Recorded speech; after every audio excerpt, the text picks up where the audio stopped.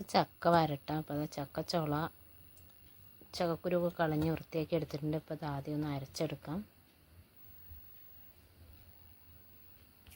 നെയ്യ് ചേർത്ത് കൊടുക്കാം. ഉരുളി വെച്ചിട്ടുണ്ട്. 2 ടേബിൾ സ്പൂൺ നെയ്യ് ചേർത്ത് കൊടുത്തിട്ടുണ്ട്. ചക്ക അരച്ചത് ചേർത്ത് കൊടുക്കാം.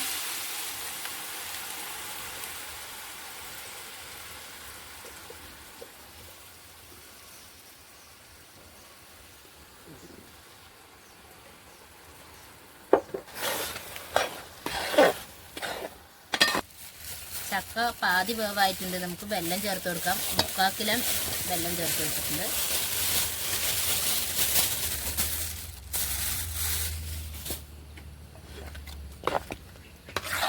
ഏലക്കാപ്പൊടി ചേർത്ത് കൊടുക്കാം.